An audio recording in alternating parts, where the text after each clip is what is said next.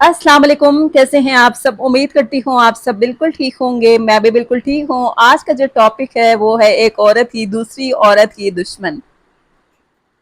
ये सिर्फ एक इल्ज़ाम है या फिर ऐसा हकीकत में भी है? आप इस बारे में क्या कहते हैं? कमेंट बॉक्स में ज़रूर बताइएगा। मुझे आपके कमेंट का इंतज़ार रहेगा। बढ़ते हैं व्लॉग की तरफ।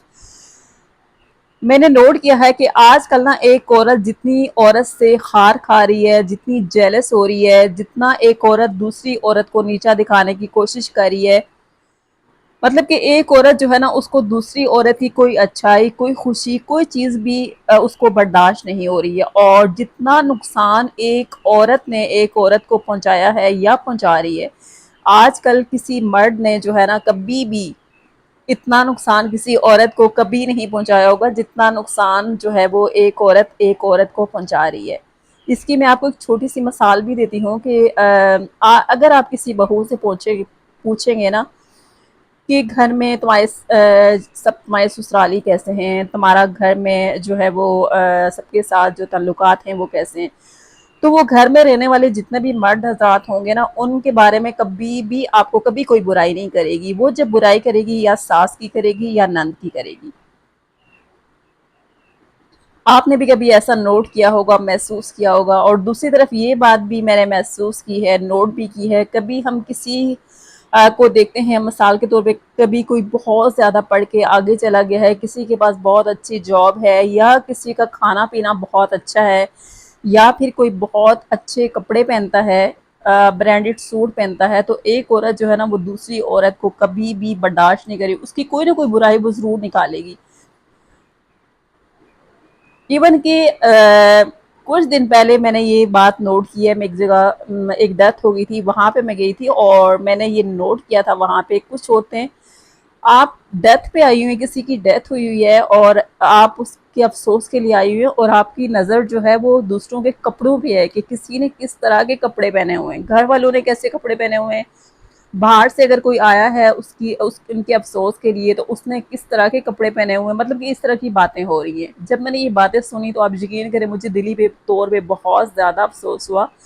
और मैं नोट कर रही थी कि ये सारी चीज़ें जो है ना ये औरतें ही कर रही थी, एक दूसरे की बुराइयां करने में मसरूफ़। और मर्द हजरात जो है ना उनको तो इन चीज़ों की कोई परवाह ही नहीं, तो वो कभी भी नहीं नोट करते किसी ने क्या पहना हुआ है, किसी ने क्या नहीं पहना हुआ। इवन कि बहुत सारे ऐसे मर्द हजरात भी होते हैं, शादियों के मौके पे आपने देखा होगा जो हम औरतें होती है ना, एक अगर शादी पे हम लोग कोई ड्रेस पहन के जाएंगे तो जब दूसरी शादी होगी तो हम कहेंगे ये तो सबने देखा होगा, हम क्यों ये पहन के जाएं।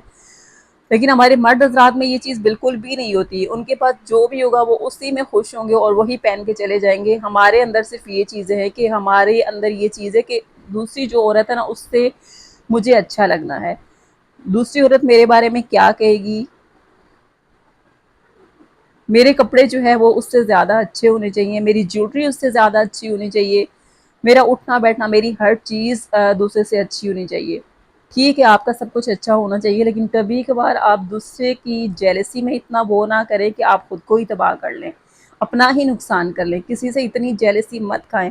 और किसी के पास अगर बहुत ज़्यादा है ना तो वो उसका नसीब है और अल्लाह की जो तकसीम है आप उस पर राज़ी रहें। अगर आप में से भी किसी के अंदर या किसी में भी ये चीज़ है कि कोई किसी से खार खा रहा है इतना ज़्यादा, तो खुदारा इस चीज़ को अपने अंदर से निकाल दे। ये चीज़ बहुत बुरी है और ये एक तरह की बीमारी है जो आपको खुद ही अंदर से अंदर खा जाएगी। ये इस तरह का जहर है कि जो आपको खुद ही निगल जाएगा, अंदर ही अंदर आपका इतना बड़ा नुकसान कर देगा।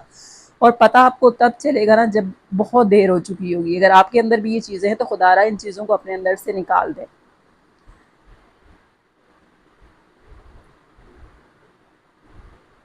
आपने मेरी बात से किस कदर इत्तेफाक किया ज़रूर बताइएगा। और ये यकीन करें कुछ दिन पहले मैंने इस तरह की बातें कुछ नोट की हैं, तभी मैंने ये बात आप सबसे शेयर की है। और दूसरी बात ये भी है कि ख़ानदान में अगर फैमिली में या आपके बहुत करीबी या दूर में कहीं भी किसी की बेटी या किसी का बेटा बहुत ज़्यादा पढ़ लिख के आगे अपनी मेहनत से चला गया होगा या किसी के पास कोई अच्छी जॉब होगी, तो उसके खिलाफ भी जो है ना हम लोग जहर उगलने से जो है वो बाज नहीं आती। स्पेशली हम औरतें, हम औरतों में ये चीज़ है जो कि बहुत ही बुरी चीज़ है। अपने अंदर से ये चीज़ निकाल दें। अगर आप में से किसी के अंदर भी ये चीज़ है तो खुदारा दूसरे की अच्छाई को اپریشیٹ کریں، کسی نے اچھا پہنا ہو تو اس کو اپریشیٹ کریں، نہ کہ آپ دل ہی دل میں جیلسی کھا کے اس سے خار کھائیں اور اس کی برائیاں کرتے پھریں۔ آئی تھنک کہ میں نے بہت زیادہ ہی بول لیا ہے جو مجھے اس ٹاپک پہ بولنا تھا۔ بعض دفعہ ایسا ہوتا ہے بہت سی باتیں مائنڈ میں ہوتی ہیں لیکن وہ نکل جاتی ہیں، لائف کی کچھ پریشانیاں ایسی ہوتی ہیں جو کہ ہمیں بہت ساری باتیں جو ہے نا وہ مائنڈ میں نہیں رہنے دیتی ہیں، تو جتنا مجھے بہتر لگا میں نے بول دیا۔ کامنٹ باکس میں ضرور بتائیے گا کہ آپ میری بات سے کس قدر اتفاق کرتے ہیں۔ خیر سارا دن ہی گزر گیا تھا اور اس کے بعد رات کے کھانے کی یہاں پہ تیاری ہو رہی تھی، اور کافی دن کے بعد جو ہے نا میرے گھر میں رائس بن رہے ہیں۔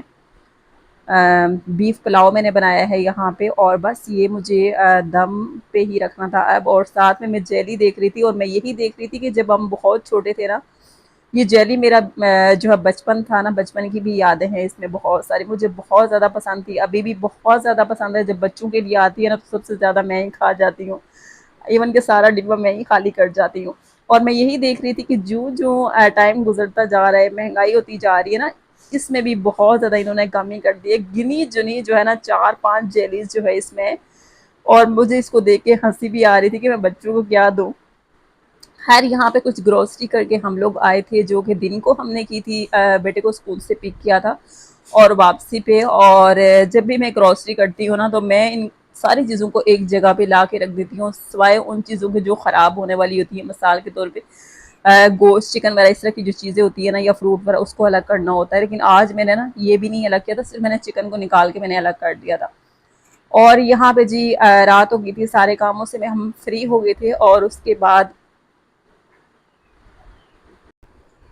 اور تھوڑی دیر کے لیے نا میں نے وائس اوور کرنا سٹاپ کر دیا تھا، کیونکہ بچوں کے جو قاری صاحب جو بچے میرے پڑھتے ہیں نا وہ آگے تھے، اور اس کے بعد پھر میں نے سوچا کہ تھوڑی دیر کے لیے نا میں بچوں کو ٹائم دے لوں اور باقی کا وائس اوور جو ہے وہ بعد میں کروں۔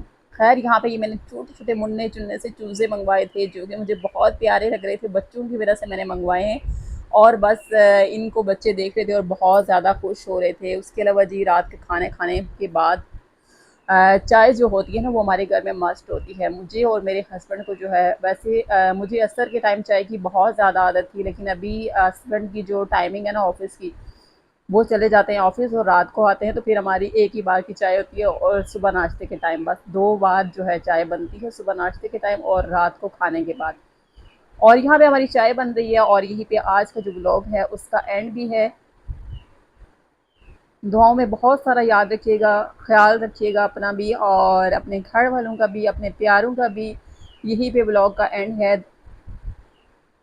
ملتے ہیں نیکسٹ ویڈیو میں۔ سارا کچن میں نے کلین کر لیا تھا، اور بس یہی پہ آپ سب سے خدا حافظ، انشاءاللہ نیکسٹ بلاگ میں بات ہوتی ہے، تب تک کے لیے اللہ حافظ۔